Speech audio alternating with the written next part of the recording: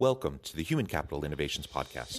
We're your source for personal, professional, and organizational growth and development, where we share original research, explore industry trends, and interview executives and thought leaders from across the globe. We hope you join us often for practitioner-oriented content around all things related to leadership, HR, talent management, organizational development, and change management. Maximize your personal and organizational potential with Human Capital Innovations Podcast. Do you enjoy the Human Capital Innovations Podcast? Please subscribe, leave a review, comment, share, and consider supporting the podcast on Patreon, even at the producer and sponsorship levels.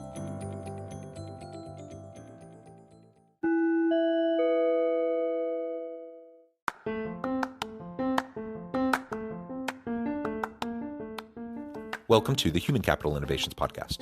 In this HCI podcast episode, I talk with Jessica Hartung about her recent book, The Conscious Professional: Transform Your Life at Work.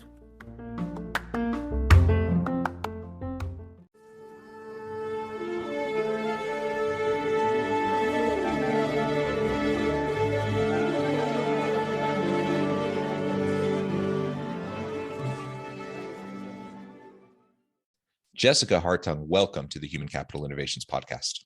Thank you. It is a pleasure to be here. It is a pleasure to be with you. I'm super excited to have a nice conversation. We've been having a lot of fun chatting in the pre-interview, just getting to know each other a little bit. You're joining us from Boulder, Colorado. I'm south of Salt Lake City in Utah. And we were just talking about Oregon and Astoria. And I grew up in Salem, and you've been out there with your husband for work for a while and just drove through Salt Lake City. Anyways, we're just catching up. It was kind of fun to do all of that and wave from, about 8 hours away. Where you're at in Colorado. Today, we're going to be focusing on your recent book, The Conscious Professional: Transform Your Life at Work. And really, your expertise comes in the area of professional development. And that's what you do with your firm and all the cool stuff that you're doing, which is framed out quite well in your book. So we're going to be exploring all things professional development, not just in relation to the book. And I'm super excited to have that conversation with you today. As we get started, I wanted to share Jessica's bio with everybody. Jessica Hartung expected to become a high school teacher, but instead became CEO of a leadership development firm. After 20 years, she authored The Conscious Professional: Transform Your Life at Work to help anyone turn their work into a learning laboratory. In 1998, Jessica founded Integrated Work, an innovative leadership development firm, and has led hundreds of retreats, powerful facilitated events, and coaching programs, and has real life in the trenches business experience as a conscious company CEO. Her views are grounded in industry research and walking the talk stories that inspire new strategies and build leadership capability every day. What a tremendous background. I love that you kind of found yourself backing into this area with the initial intention of becoming a teacher. I actually, back in the day, that's kind of where my thinking was too. I'm like, high school would be awesome. I wanted to teach high school.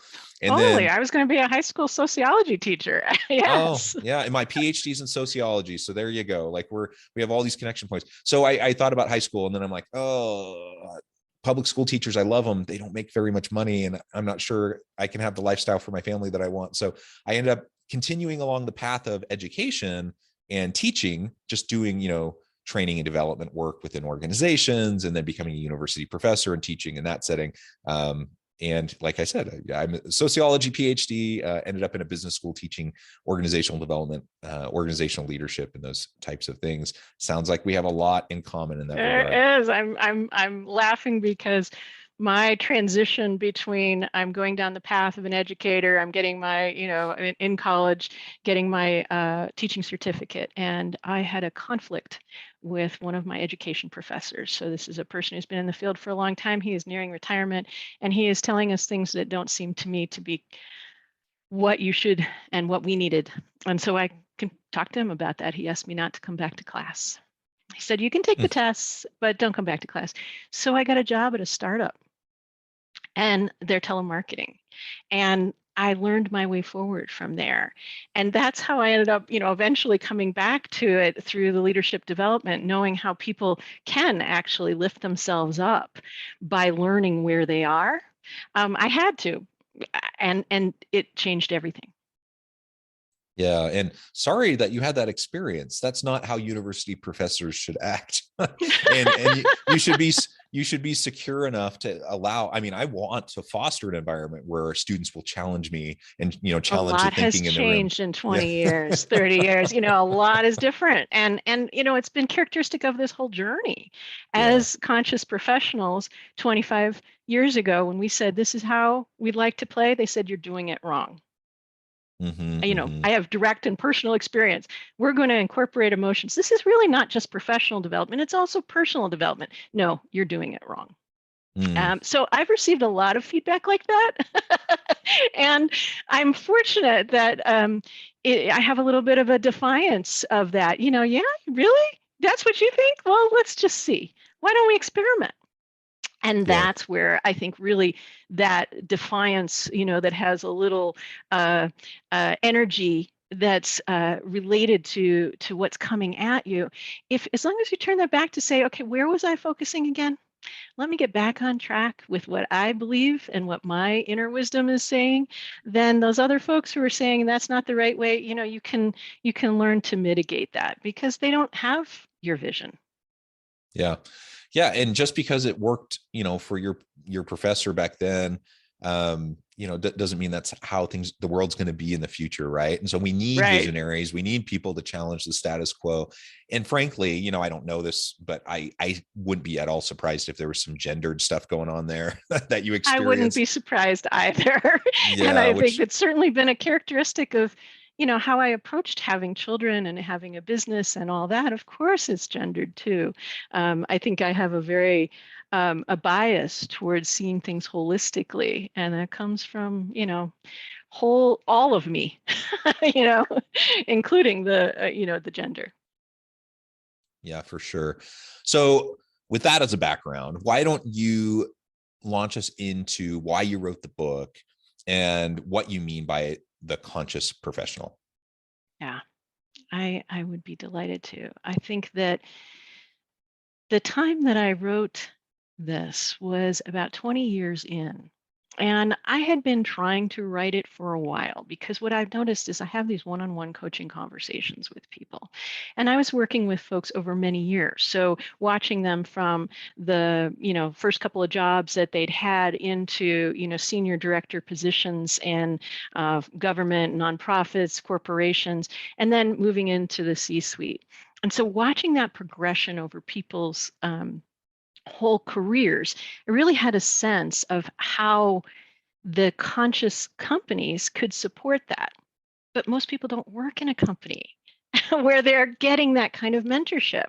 And most people don't have someone who is helping to guide them in that way. The managers they have are so busy. And in fact, many of the companies, like many of the folks that I've encountered over the years, they don't get it yet. Like they're they're not in the game of having a mutually beneficial relationship between employer and employee. That was the game I was playing. How do we do that? How do we do that really well? And so I wanted to share the stories of folks' development because what I notice is in the conscious professional way of behaving, we're not just talking about our financial paycheck, that you have to look at the why of work. What is the purpose of work again? Is it to make money? Sure, of course it is, but that's just one part. So we call that the first paycheck. And the second paycheck is the sense of satisfaction, our emotional reward. And a lot of folks will take a lower first paycheck to get a higher second paycheck, right?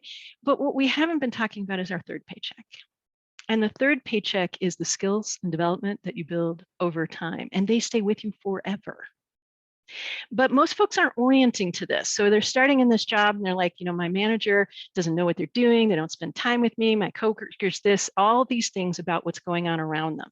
And I'm like, oh, great. What an excellent case study for your leadership. Like this is going to be awesome. And that really is like a different way of seeing the same situation. We, as leadership development professionals, I've spent time in scenario planning where you bring people in and you have this, made up scenario where they have to role play. they may get something out of it, but boy, no, they don't like it. And it's not the same as the contextual richness of their environment, right? So why don't we use the contextual richness of their environment and turn their work into a learning laboratory? They have constant case studies coming up in front of them, and they can choose, is this one I want to take? Is this one I want to step into? Or well, how do I choose? And there you've just opened up that sense of where does meaning come from for you? Because when people are deliberately developing their own, sort of learning case study leadership development from their work, and back in time when I was in telemarketing and I came over from an education, business was not what I was oriented to. I grew up from a librarian and a scientist. And so I really didn't know how to play the game, right? So I arrive and I'm a telemarketer and my boss quits and the person above him doesn't know what to do. Same kind of situation that many people find themselves in today.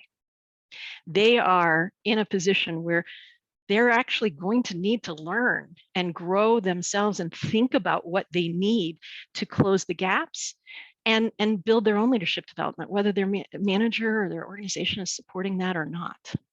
And it's for yourself that you do it. Yeah, yeah.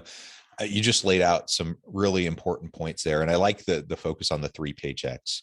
And you're absolutely right. There's so much research that talks about how people want to be paid fairly, equitably. They want to be valued by their organization. So you can't, an organization can't get away with skimping on that and cheating people and exploiting people. But pay in and of itself just isn't it, right? It's not the long-term sustainable motivator that's really going to tap into the potential of people. It's really those second 2 paychecks that you talked about. It's the why of work. It's finding meaning and purpose in the work that you do, and it's the continual growth and development that people can experience, which, by the way, also contributes to the why, right? It also contributes to the purpose and the fulfillment that people feel. Evolve. Yes. Exactly. And so, and that's what I see great leaders doing. Great leaders do the coaching and the mentoring, and focus on the development of their team, looking for ways to strengthen their bench. So always thinking about, how can I develop the next leader to be my replacement or to take the next senior leadership role in the organization. And they may not stay on my team. They may go to another organization or another part of our current company. But the mark of a great leader is really that long-term lineage of developing others around you. And we talk about this in other areas. Like we talk about it, for example, in sports. It's very common, for example, in football or basketball, to talk about really where the coaches came from, who they came up under, right? And so you'll talk about some of the great coaches. They were great coaches because their teams were successful, but they were great coaches because they created other great coaches who then went out and had success in their own right, in their own careers. That's the same mentality that we need to have within our businesses, within our organizations. But unfortunately, you're absolutely right. So many leaders just get sucked into the daily grind. They're so busy. They don't really give that kind of focus or attention to developing their people that way. And so having a conscious leader, having a conscious organization, we can't count on that. We have to take ownership over that for ourselves and make sure that we're fostering that in our own opportunities.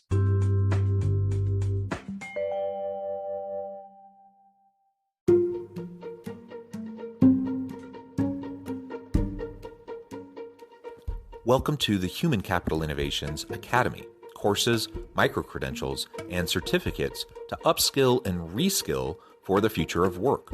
All HCI Academy courses, micro-credentials, and certificates are designed, developed, and delivered by award-winning and internationally renowned scholars, educators, thought leaders, executives, and practitioners. Our courses, micro-credentials, and certificates will help you make your mark on the future of work and make an immediate impact in your organizations. Check out the HCI Academy and our many course offerings and certificates to upskill and reskill for the future of work.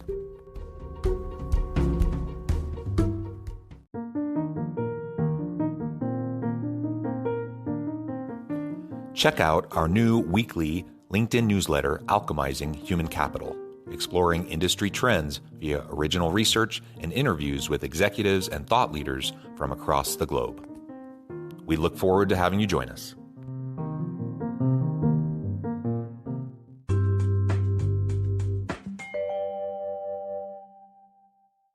And, one of the pieces that I want to touch on is related to when we're growing other leaders, when we're creating that legacy of leadership that follows us, which is truly, some would say, the measure of your leadership. You lead and then you go away and the organization or the team can't thrive anymore. That's not a measure of great leadership, actually. That's a measure of you didn't build a sustainable system. So the one very practical, I love reading, I'm a geek for all this stuff, but the one very practical way that people can start is by growing themselves. Because when you show your grow, which is the part that most folks find very hard to do, they don't want to admit that I'm the one who's learning. No, you're the one who's learning. Let me show you. And the first step that people can take is to start to actually track their own deliberate development and talk about it with the people that they want to inspire to grow. And this was a lesson for me. I had a small team, 15 people, were growing. And to me, this was an incredible development experience. I think becoming a mom, becoming a CEO, and few other items in my life has been as challenging. And so this is a time of great growth for me. I got outside support, I did a peer group, and I would show my team where I was growing. And that gave me credibility to then show them how to grow. And I had one gal who commented in a meeting, wow, I just watched you like a Pokemon transform, So I had, started the meeting from one perspective. We had kind of planned, I had to work on my partnership. This person was really very aggravating. And I had to kind of come to my own way of dealing with it. And in the room after we got done, it was like a celebration because I was growing in relationship to what the business needed me to become. And that is a conscious professional. When you are actually aware of what is it that the business needs you to become, that you are willing to, that will enrich your life, that creates the kind of life that you want to lead in. Sometimes I did things at home that intersected with work, and at work it intersected with home. But showing my grow in both ways, I really noticed my kids said, what's the most inspiring thing? Oh, watching dad go back to school. That was the most inspiring thing.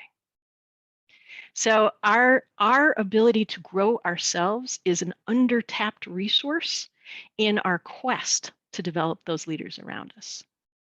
Yeah, I love it. It always starts with us, and modeling for those around us. When they can see it in us, we give them permission to do the same, and they recognize the importance of it. And, if I'm a mid-level manager on up, right, I'm managing people. Chances are I'm managing people who are also managing people. And so I need to be able to show them that this is not only permissible and acceptable, but it's expected.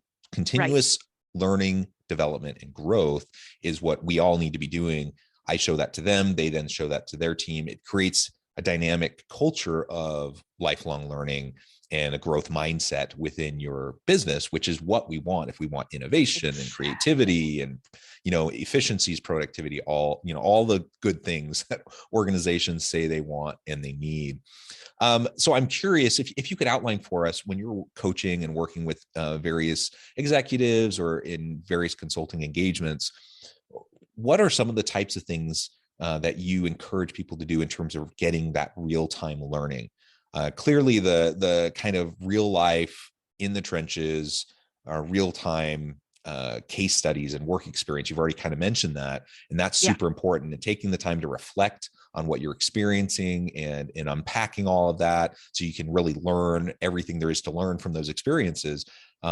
Maybe you can go deeper into that. And then also, what other types of real-time learning can we be a part of as we're trying to further develop ourselves?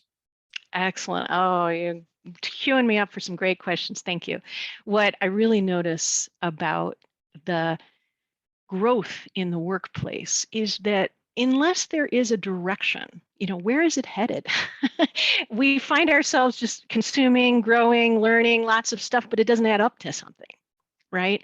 So we want it to add up to a a career that's satisfying, that fulfills us, and that leverages our strengths and our contributions, that helps us create that legacy. So that has two parts. It has the part of what does the person want, as well as what are the needs of the organization. And what I realized is most folks don't have in their own mind like a model, something that's simple that they're bringing around with them wherever they go. Like, oh, I know how to think about this situation because I have a model for it. So I went through the smoking cessation research. I went through other research around how people make change, transform from I used to be this and now I'm doing this in small micro ways. So these micro, what I call micro identity shifts are happening. But again, most folks don't have a model for it. So I wanted something super simple. Awareness, willingness, skill. Like a little cycle goes around and round. We have a new level of awareness. Sometimes that comes because we're on a project that's not going well, or because there's someone like I mentioned who is aggravating, or sometimes awareness comes because a good friend says, you don't seem to be yourself right now. I'm hearing things out of your mouth that I'm not expecting, and it doesn't seem congruent. Now that's a big whoa, that's an awareness, right? So awareness can sometimes be hard because it requires us to see things in a new way. So the first area is just what do we see? Can we increase our perceptions? So now if we're aware, then what? Well, most people, when they start to do training and development, they start with skill building. Start with how do we build your skills? And that's a lovely thing, except we don't yet know if the person is willing, and we don't know if it's really a good idea. So, and when people aren't aware and you try to train them in skills, let me train you about communication skills, and you're not aware that you need that training is very ineffective and in fact probably irritating, right? Because you're trying to train me on something I don't think I need. So awareness is important. I now say, oh, I do need it. But the next place is willingness. Does this actually connect to something that I'm willing to do? I have tried developing people who are not in a place of willingness, and I wouldn't recommend it. It's not, it's not great for them. It's not great for you. So willingness gets into our personal motivation. What is meaningful to you? What are you directing and leading in your life and in your career? And those are, for many people, so inextricably connected that that's, I think, a part of the great resignation is managers and leaders don't know how to have these conversations about people's willingness. Well, you want this job or you don't. There is no willingness inside of that. So when you understand this simple model of awareness, first the person, yourself or someone else, has to be aware. Otherwise, nothing else is happening. Second, are we willing? Is this really a good idea? Out of the hundreds of things we should focus on, is this the right thing? So are we willing to invest in our time? Yes. Okay, great. Now we get to the skill building. And this is where folks, there's the real juice because you actually see the transformation. And you know what happens as you learn new skills? You're getting invited to different rooms and there's a whole new level of awareness, right? So you see it just going round and round. So I think the very first thing that people can do is to start orienting towards their learning experiments. I recommend that people are running action learning experiments all the time. If you're an entrepreneur, how else did you build your business? That's the way you do it, right? And that's how you build your leadership as well. And so these action learning experiments, you want to run them through this model.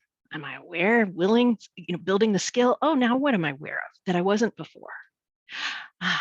So this is a way that people can coach and develop themselves. And while they're developing themselves, what happens is they start to develop those people around them because everybody's watching going, wow, I want to play that game too. And in fact, you're getting better at leading. And as you get better at leading, it's a lot more fun. Yeah, it is way more fun because what's the alternative? The alternative is you end up being one of those leaders who's running around like a chicken with their head cut off, putting out fires all day. And that's not fun for anybody. I don't think anyone really likes that. And managing their own insecurities. Like, exactly. What's going on about that is I'm not sure if how so-and-so is going to think about me, so what they're managing and what they're aware of is not the relevant bits. Yep, absolutely.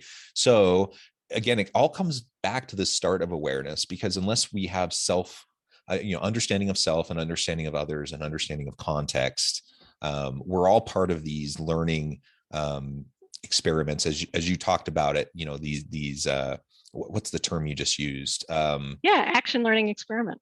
Action learning experiments. When we're engaged in these, we're all naturally engaged in them all the time. The difference is most people don't take the time to stop and think about what is actually happening as they're going through these experiences. And so then it just becomes one more experience layered on top of another, you know, all the other experiences.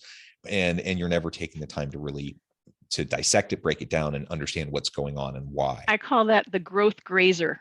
Like they're sort of Mm-hmm. going through, oh, I'll take this and I'll take this, and sort of grazing little snippets all along. And there's nothing wrong with that. I'm probably naturally inclined that way. But if you're trying to develop a career and develop your leadership, it doesn't add up unless you put it together with clarity of purpose. So when you have a clarity of purpose and you say, I want to accomplish that. Now, how is this growth going to feed into that? What can I become more aware of that's going to help me?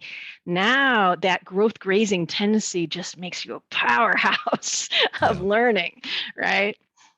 Yeah, perfect. Well, Jessica, I'm noting the time. I'm going to have to let you go here in just a few minutes. This has been a fascinating and super fun conversation. But before we close for today, I just wanted to give you a chance to share with listeners how they can get connected with you, find out more about your work, your team, and then give us the final word on the topic for today. Fabulous. Well, consciousprofessional.com and jessicahartung.com are the two places that I hang out online in my digital space, but LinkedIn is also one of my favorite places. I really appreciate the dialogue and the connection. Lately, what I've been doing is doing implementation discussions of the book, actually going through with groups of 20 people and having them read the book and we discuss it together. I can't even tell you. This has been the most fulfilling part of this experience. Building a company, transferring that to another female entrepreneur, watching it succeed in my absence, very fulfilling. And now it gives me a chance to turn my attention to mentorship and to thinking partnership with executives. So that's the way I've been playing, and I would love to make sure that the purpose that's driving me to make this book, to promote the idea of learning in place, is that there are so many outstanding, capable leaders. I ended up going the entrepreneurial route because I didn't have a lot of other options open to me. Right now, there are, I don't even know, millions of people who are working for a manager who doesn't know how to lead them.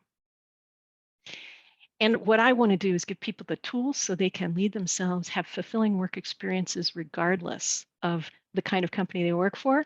And if they work for a company that has a conscious culture, they need to know how to play. And this will help them learn how to run their own development cycles and create a stronger third paycheck for themselves, which is going to be helpful wherever they choose to go. Wonderful. Thank you so much, Jessica. It's been a pleasure. I encourage listeners to reach out, get connected, find out more about what Jessica and her team can do for you. Check out the book, all the many great resources. This has just been so much fun. You're welcome back anytime, and we can continue the conversation. And as always, I hope everyone can stay healthy and safe, that you can find meaning and purpose at work each and every day. And I hope you all have a great week.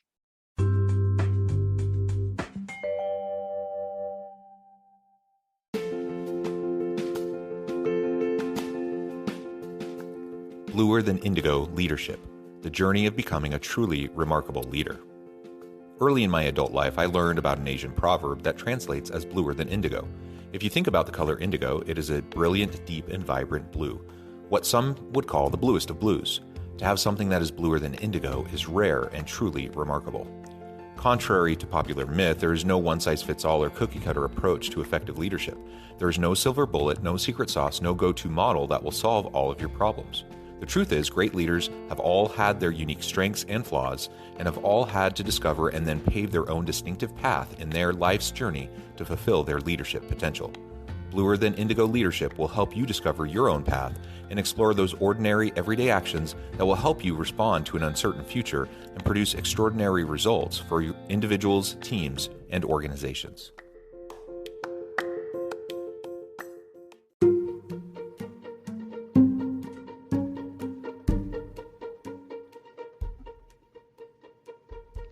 Check out Human Capital Innovations magazine, Human Capital Leadership. Human Capital Leadership is a free, interactive e-magazine with the mission to help individuals, leaders, and organizations find innovative approaches to maximize their human capital potential. We publish issues quarterly in August, November, February, and May. Take a look at the latest issue and let us know what you think.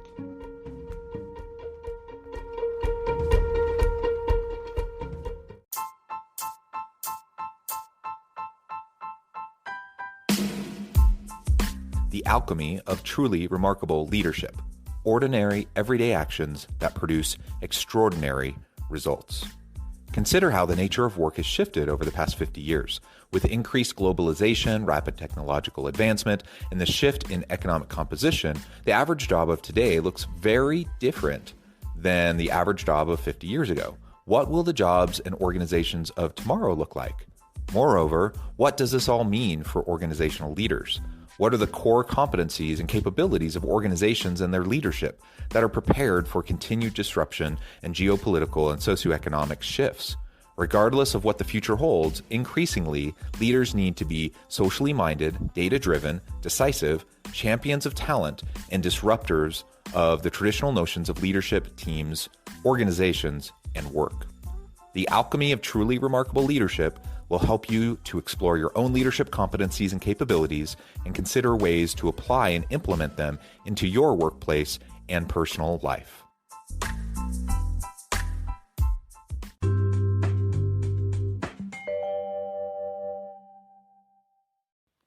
Do you enjoy the Human Capital Innovations podcast? Please subscribe, leave a review, comment, share, and consider supporting the podcast on Patreon, even at the producer and sponsorship levels. Thanks again for joining us for this episode of the Human Capital Innovations podcast. I hope you stay healthy and safe and that you have a great week.